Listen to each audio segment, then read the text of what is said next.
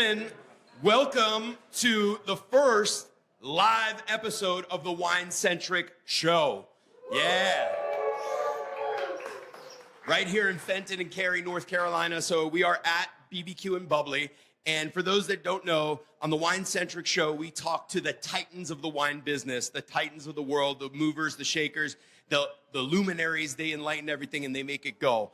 And I started this show back in October. And one of the first persons I called to be on the show, I was sitting outside of Dave & Buster's as my kids were on a birthday party. And I called André and I said, man, I'm doing this thing.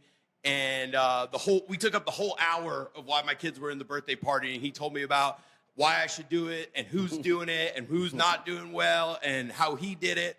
This man is an inspiration. He is the only two-time guest already of the Wine-Centric show. And it's about to be 3. That's how much he has to say. Exactly. Oh, hold on. Yeah. I learned that from my 9-year-old, sorry.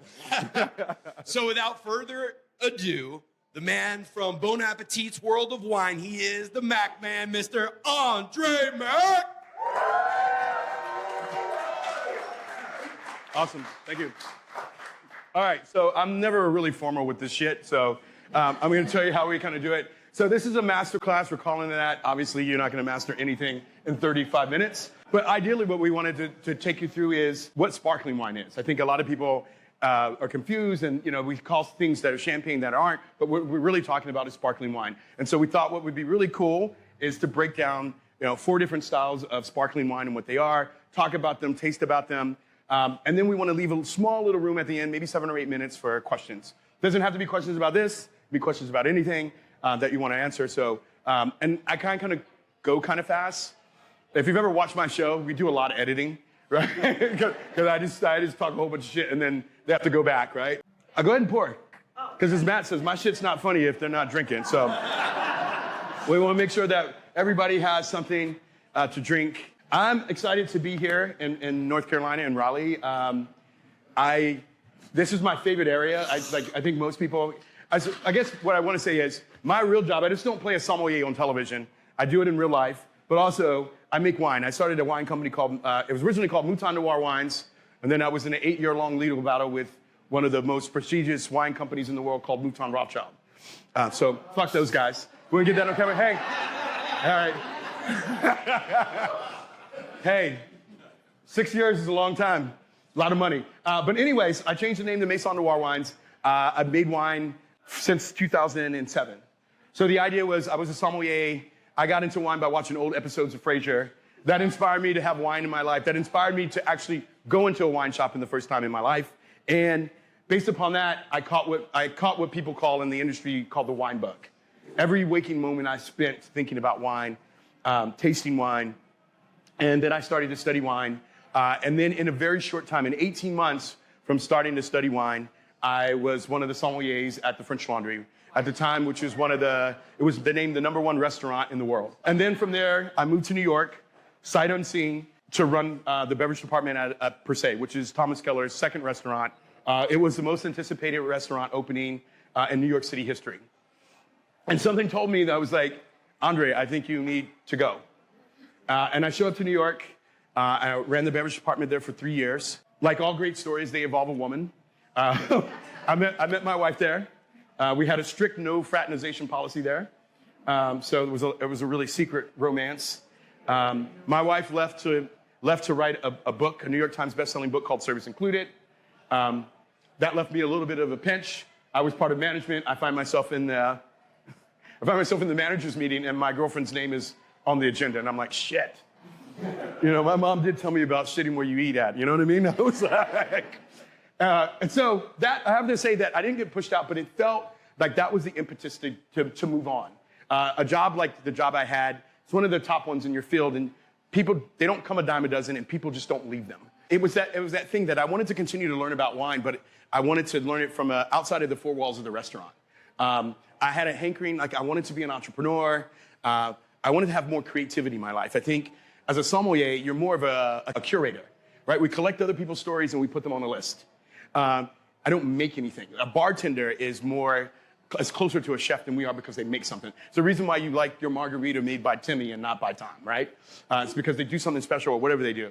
And I took the leap of faith to say, hey, I'm gonna leave and I wanna go make wine. And I left a job that was really great. I had no money. I didn't have a business plan. And somehow it all worked out. I wrote an email to everybody I ever worked with. I'm a real firm believer in putting it out in the universe and letting the universe co-conspire to make you help shit happen. Sorry.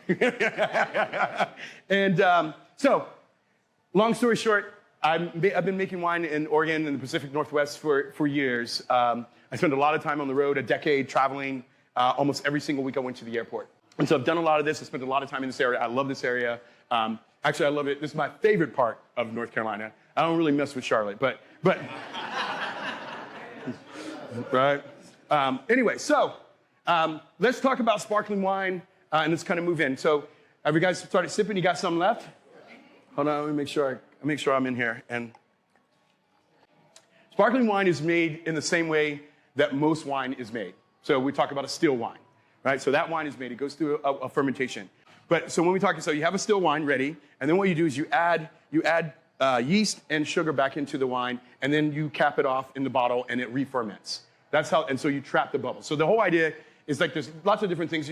Dom Perignon, right? So we know this monk, this famous monk, the friar, right? The whole idea of what he discovered was the secondary fermentation when you trap bubbles inside of the bottle. So there's different methods that you can use. That's called the traditional method, right? Where you use yeast and you put it back in the bottle. The second method is called the tank method. And so imagine a huge tank that's the size of this room. And then they pressurize the tank and then they make the bubbles in that and then they bottle it. So that's one method. So that's number two. And then number three is kind of the other method. It's kind of cheating. They just inject it with carbonation. Right? And you can really kind of tell the difference because they use what's called the injection method. And that is, it's not as robust, it's not as strong, and it kind of fizzles over time like a soda. Right? So you know, like a soda doesn't stay hard carbonated at the beginning. Like when you open a soda and you start to drink it, you're like, wow, it doesn't really quench your thirst because of the bubbles, right? And it's really hard to drink. But if you let it sit for a little bit, then it becomes easier. And then after a while, it just becomes flat. And that happens very quickly.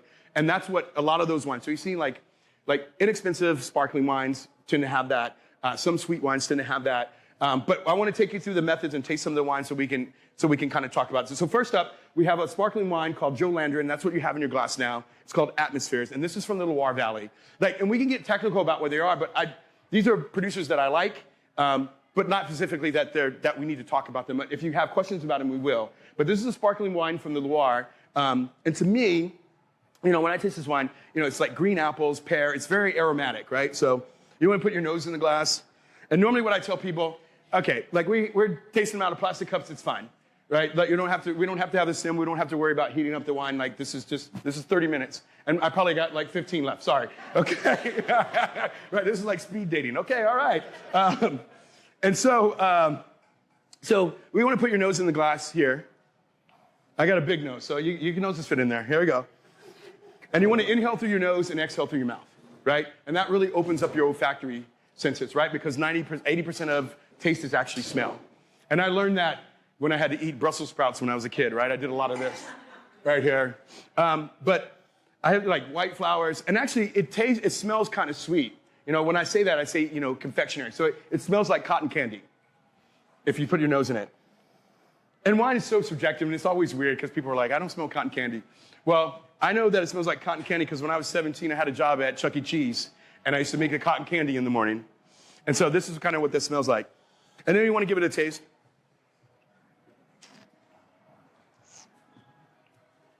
So it's pretty bone dry.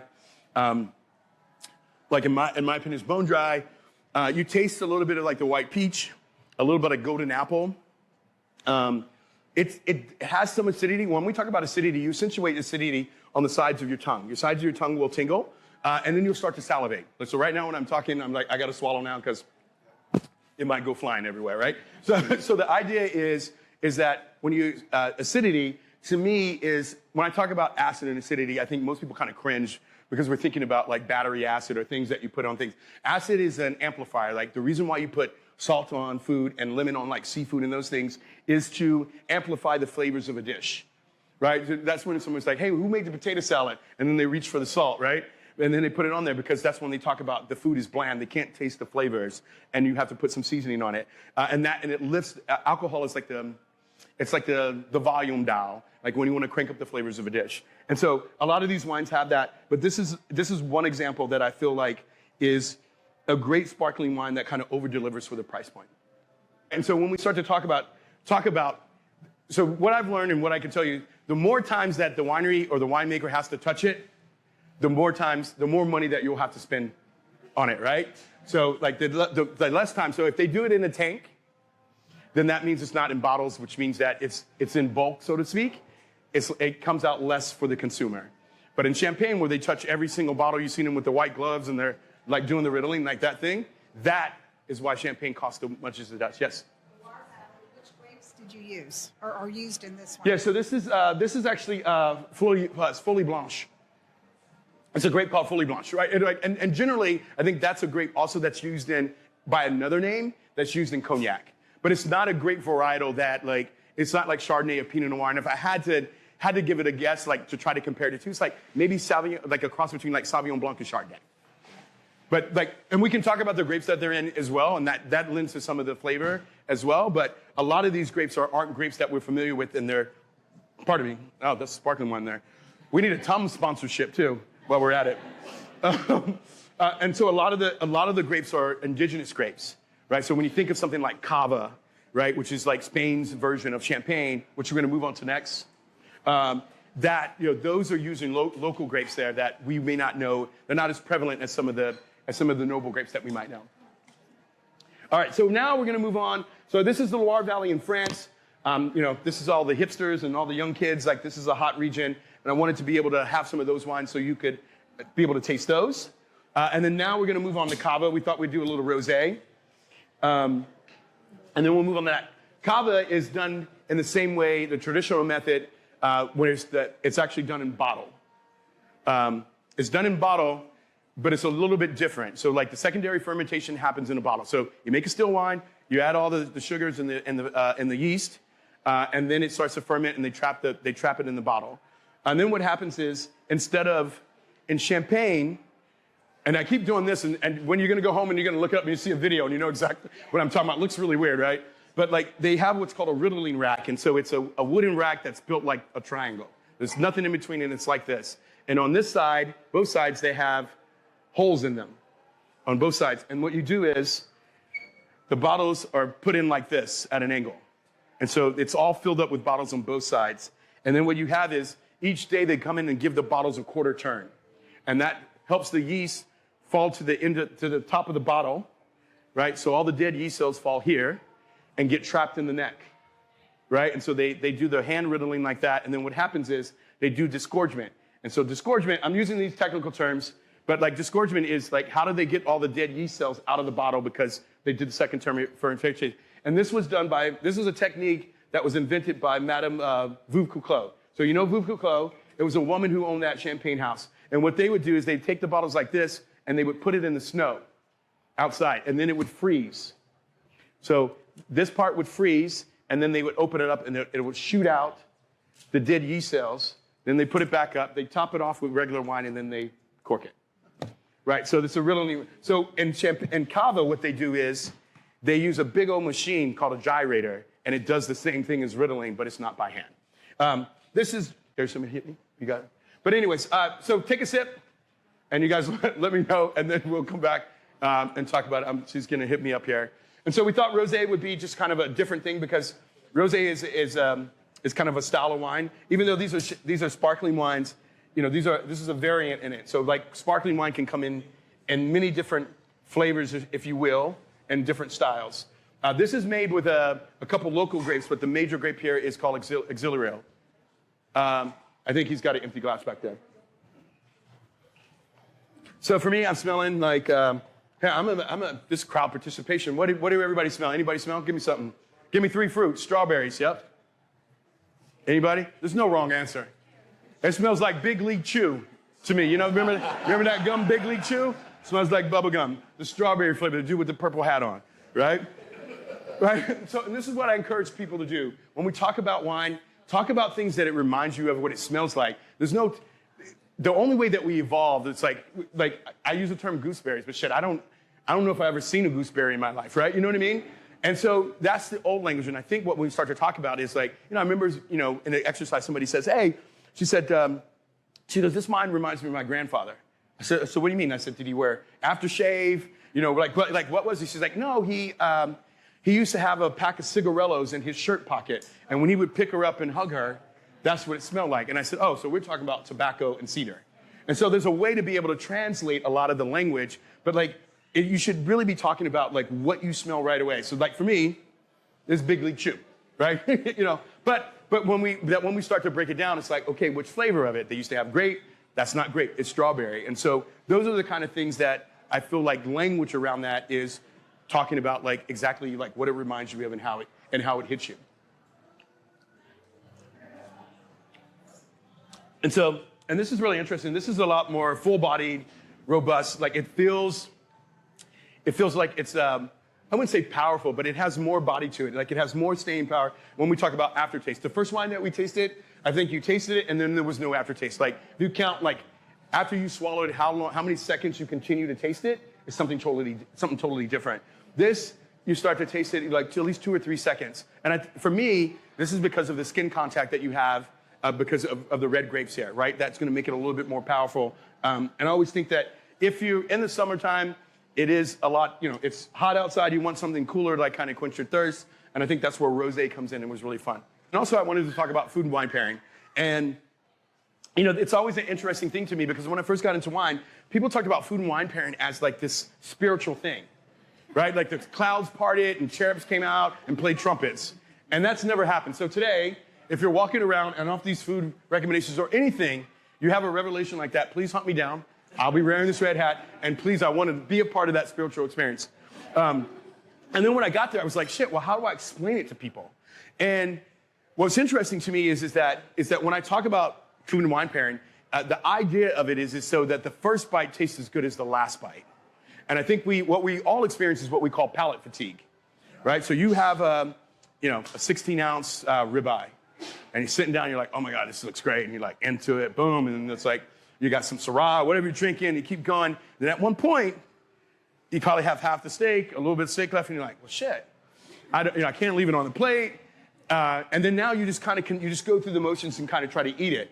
But what wine is there is to reset your palate back to zero. And I guess the best way to explain it, it's kind of crude, right, is let's use gum as an example. You put gum in your mouth, you start to chew it, and after 20 or 30 minutes, it has no flavor. But you continue to chew it anyway, right? It's like you're working out the jawline or whatever you're doing, right? But if you take that gum out and put it on the table, I know some of you out here, you put it underneath the table. But miraculously, if that piece of gum makes it back into your mouth, it has flavor again. Right? Think about that. If you've ever done that, you chew gum, you put it aside, and if you put it back in your mouth, it will have flavor. And that's the whole idea of what we talk about palate fatigue. Right? It's like you've chewed it so much that it has no flavor. You take a break, and now it's back, right? And it's that break. The wine is that break to make the first bite taste as good as the last bite. And so that's kind of what I preach and kind of how I talk to people about wine, because it's really hard to talk about the sky's parting and and a baby is playing a trumpet. You know what I mean? And generally, when we talk about food and wine pairing, there's two different ways to look at it. You can compare like with like, and you can do contrast. Right? So when we say like with like, we say a creamy pasta dish, right? We'll use something like Chardonnay that's rich and round, and now we're pairing like with like, right? So it matches together. And what you could do is you could do the contrast, right? Where you can actually pair something that's more acidic and lean and light to kind of cut through the richness and the fatness of that particular dish. So there's many ways to look at it, but it's really to break up the palate fatigue so the first bite tastes as good as the last bite. And I would have to say, most Cava, to me, they're not made with the traditional grapes that we were talking about, right? So Pinot Noir and Chardonnay, and we'll talk about that when we get to Champagne. That's why the price is different, but they use the same method. And I have to, bless you, and I would say in my mind, the closest thing to Champagne, and a lot of this to me, is Cava at that point. They use the same method, and that's really what you're paying for. And we'll talk more about method when we get to the cheaper Champagne, which is right about now. So we're moving on to Champagne. So we hear a lot about this. Champagne has done a brilliant marketing brand. I think they talk a lot about stuff, but what I've heard, I'm not going to go into in detail, but a lot of talk and a lot of whispers say that the actual champagne method, the traditional method, actually came from Italy, and it's called Prosecco method. Look it up. I'm not like conspiracy theorists. Don't quote me on this. I'm not starting no shit. But look it up. There's some conspiracies and crossover on it. But champagne is the epitome of sparkling wine. Put it this way. There's all sparkling wine, but not all sparkling wine is champagne. Right? So if you understand that. So champagne is bigger than the whole category of sparkling wine in that sense of prestige. Right? They christen ships with it. People celebrate holidays, birthdays, championships, whatever with it. It comes with this thing. It's an ultimate luxury brand. And why, when we talk about luxury, when we talked about before, the more times you touch it, the more expensive it's going to be. So the whole idea that they do hand riddling and they do all that, it can only be called champagne if it's from the Champagne region of France. And here what they use is they use the premium grapes that we know in the world. So Chardonnay, Pinot Noir, and a grape called Pinot Meunier. And depending on which different regions in Champagne will determine what styles of grapes they use and how they bottle it and do that. What's interesting about Champagne is that it's gone through an evolution. Like before the 1990s, Champagne operates differently than it does in most of France. Most of France, they have this idea called terroir. Terroir is the taste of the land, right? And the wines are named after the place and not the grapes. So we say we're having a bottle of Bordeaux or a bottle of Champagne, but that's like saying, hey, I had a bottle of Napa today, right? What you say is I have a bottle of Cabernet from Napa, right? So it's named after a region. And so, and in those regions, they're specific about the grapes that are grown there, how you can put them together. Champagne was operated differently because most champagne is sourced from all of Champagne and all the different regions. And so what they had was like, is there a thing called terroir in Champagne? Because they blend from different areas. And then what you had is a small band of winemakers, and we called it farmer fizz, or we called it grower champagne, where instead of selling their grapes to the larger co-op, they decided to make their own specific grapes from the land in their front yard. And that's where things changed for Champagne, and the evolution really kind of took on another side of the story. And then American sommeliers started to adapt that. What I think is great, there's many different styles. There's vintage champagne, there's non-vintage champagne. And it's interesting, right? I think when we think about like brands like Veuve Clicquot and those kind of things compared to Gros Champagne, I remember talking to a famous importer, and he explained to us and the staff that Veuve Clicquot is kind of like the Frito-Lay of champagne. It's not a bad thing. I'm sure that you guys don't be offended. But in that way, explain it. And these are kind of the smaller brands. But what I really love about Champagne is kind of its consistency in a way. Like, think about Veuve Clicquot. I always say, like, it's like, why would you go to Italy and then you see a long line of people at Starbucks? Right? And I think for a lot of us, it's something that's familiar. You know what quality and what you're going to get. Like, the idea, like, you go to this place and you don't know, and you get a coffee, like, you're not going to have a second coffee. Right? And so I think there's a lot of that. So Champagne is really beautiful and wonderful. And like I said, they have non-vintage, which means that they are vintage, just multiple ones together. But then they have different ones they break. They have vintage Champagne. And so most of the wine has to come from a specific vintage. And then it's aged. And so based upon that, it gets in a little bit more depth. And then also they have ones that are made by different grapes. So this is Champagne Jeepers. This is called Blanc de Blanc. And this is one of my favorites. So it's white from white. And so this is actually 100% Chardonnay. So to me, these are always kind of the top cuvées that most champagne houses have. And to me, this like kind of this minerality and this depth of Chardonnay to me is just wonderful and beautiful. You guys, have we gotten in there yet? Yeah, so for me, like right off the bat, like this, it smells a little toasted. It smells like brioche. I get hazelnuts.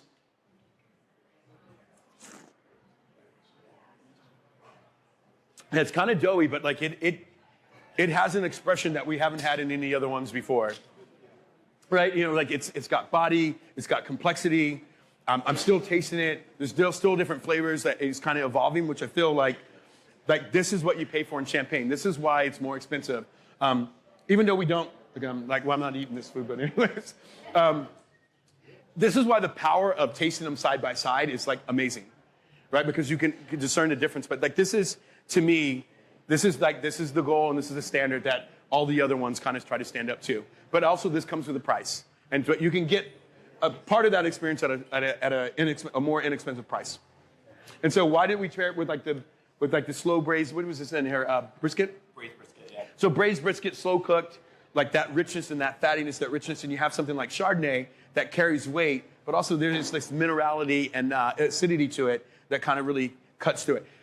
For me, I think the ultimate wine to have with any type of cuisine is sparkling wine, right? The idea that you have these bubbles that act as like a cleaning agent that kind of scrub your palate clean in between each bite. That's why I always feel like it's great. Even something like when we talk about, fried chicken, we talk about something like caviar that's salty and briny, and we kind of go that way. Yes? Are there any red sparkling wines? Yeah, there's tons of red sparkling wines. Lambrusco, some people say Manischewitz. Hey, there's some really great producers out there now. But yeah, there's some really great versions of them that are really awesome and really fun. Even the Australians, they have a thing called Black Shook, and they've really created a culture of drinking red sparkling wines. Sparkling wine by accident. Who did? I have. Oh, you have? You made sparkling wine by accident? It re-fermented in the bottle? Correct. Got it. No, totally.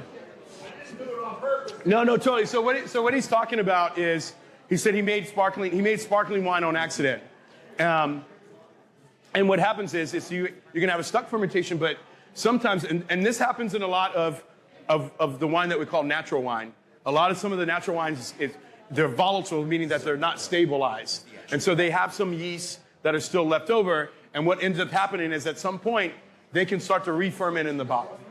And what you have is the same thing. You had a stuck fermentation, but there's a lot of people who make wine that it's still in a stuck fermentation. It hadn't finished fermentation yet, and then it re-ferments again. So that's something to look for. So last but not least, we're going to end with Prosecco.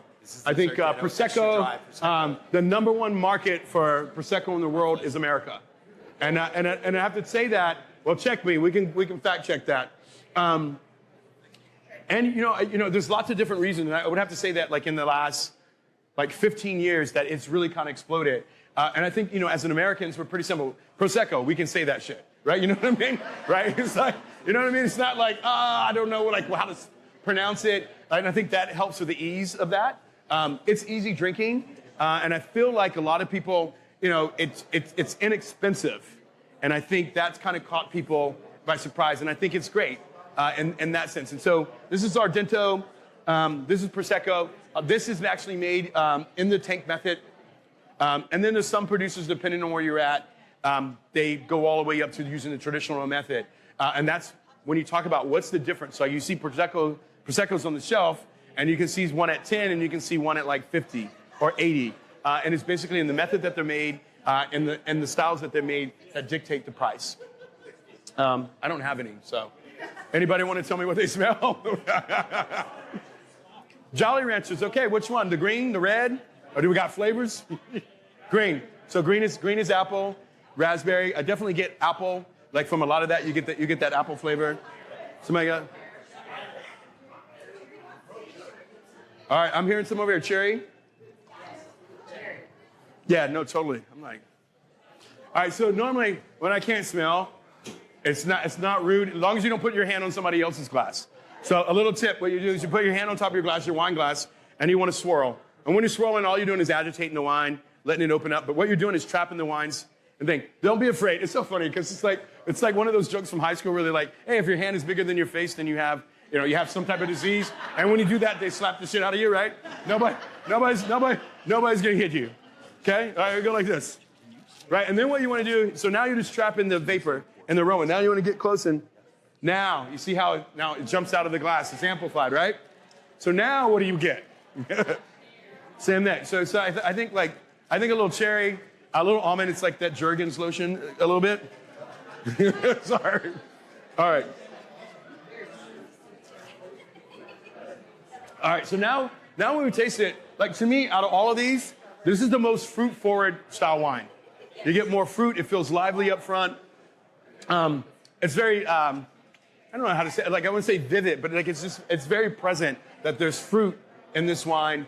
It kind of reminds me of the Clearly Canadian. You remember those? I'm dating myself. Remember those? They were all clear, and then you taste them, and you're like, wow, it's like so much fruit in it. This is kind of what it reminds me of. But there's a little bit of pear, there's cherry, there's some almond. And see, right about now, that would have been great with some wings. They're all sold out. I don't know if anybody else is making wings. So it's that contrast between the spice, the heat, the spice and the heat, and then the freshness of the fruit kind of coming together. And to me, it's always just a beautiful thing. But my thing is, like, I encourage everybody, you're an expert in your own taste. I'm more of a tour guide. I just know, sommeliers are tour guide. They know the wine list that they put together, right? And it's more about a conversation with the guests and you and them. Don't give up your power. You know what you like, and you're there to pay for it. Make them work for their money. Tell them what you like. Tell them what, and more importantly, tell them your price point. I think that's where it gets weird, and it's only because we make it weird. You don't have to be weird about it. You don't have to say it out loud. You can say, hey, I like to drink this stuff, and you don't have anything. I don't recognize anything on the wine list, but this is what I like to drink. And maybe you have a picture, you tell them, and then what you do is you go on the wine list and you find a price point that you want to be around. And you're like, I don't want to spend more than that, or I want to be right around here. You know, guests don't have to know, but by doing that, that gives them some marching orders in a way that they can come back and you're in your budget and you can feel comfortable and you're not going to be like John Legend when they go somewhere and then they bought them a $25,000 bottle. At the end of the day, they thought it was like $250 or something like that, and it was $25,000. So you don't have to worry about that if you lay out the expectations and the boundaries right at the front. But like my whole thing is that I want people to empower that. Like you don't need anybody to tell you whether you like Diet Coke or regular Coke or Pepsi or you don't like soda at all. And when it comes to wine, it's somehow because of the structure that we build, people feel like they have to bow down and give their taste to other people. And like you are, hopefully it's empowering to say that you're an expert in your own taste and you kind of move out in the world with that. Do we have any more questions? I don't know. I feel like I can go on and yes. Could you share about your collaboration with Proxies? Oh yeah, sure. Yeah, sure. Damn. Charlie would be great. Hey Charlie, what's up, man? I know I owe you an email. Yes. So there's been this really big movement of non-alcoholic, right, wines. And I have to say that at Per Se, like in 2004, we were one of the first restaurants at that level that we had our own non-alcoholic tasting. And it was $95, so it was, it was a lot. And, we put together with teas, elixirs, like we were actually making the stuff back there. And then at the tail end of COVID, you had this splurge and they have all these things. Some of it I agree with, some of it I don't. Like the whole thing is like, this tastes like cucumber water. It's $45. Shit, like it costs just as much as a gin, right? You know what I mean? And so I have to say that COVID proved one thing to me. It's like, I think that we'll return that. We're just hungover. The world is hungover. We drank more than our fair share. We thought the world was gonna end. And at some point you're like, holy shit, like, I need to slow down. So I was approached by this Canadian company. It's a vinegar company. And they made all these different vinegars. And so it's not actually a non-alcoholic wine, right? It's proxy. So it's a proxy. It's basically a wine proxy. So it's adjacent to wine. What most non-alcoholic wine that you have on the marketplace, is that they take a wine, they make the wine, it has alcohol in it, and then they de-alcohol it. So it's kind of like the whole thing is like, if you take wine and put it in the freezer and then it's frozen, then you take it out and put it in the refrigerator and then open it and think it's going to be the same, it's not. It's horrible, right? That's like the de-alcoholization of wine. And so what they decided to do was like to make these proxies. And so they're vinegar based and then they add flavoring in it. And so they came to me and they said, hey, we would love to make something with you, do a collaboration. And so it's like, hey, I would love to make somewhat a non-alcoholic version of a wine that we make, a Pinot Noir that we make called Other People's Pinot. And so what we did was I gave them Pinot Noir juice that hadn't been fermented from us. And then we use some local stuff. They have a grape they have a berry that's local to like a raspberry called the Marionberry. So we use those and then we use some oolong teas and all kinds of black teas to make this version of this thing. And it's pretty beautiful in a way that it's not wine, but it could be a substitute in that way. And then we use it for, in my restaurant, we used it, for people who don't, who aren't drinking, people who might be expecting and those kind of things, or taking a break. And it's a way for them to be part of the celebration, bless you, right? In that way that, drinking is communal and social. So if we're all sitting down at the table and one person's not drinking, they're kind of bummed out. And what we teach our people to do is to listen. I said, so what's going on table 34? Like, there's no glass. And she says, oh, well, she's not drinking. So I said, I don't care. Put a glass down, and I'll go pour something for her, right? Because it's the part about social drinking, about drinking is social. Think about the person who doesn't drink, and then, and she's sober, or that person's sober. They hate being out with friends that have been drinking because they're not on the same level. So, yes. I want to give a huge round of applause. I don't know. Thank you.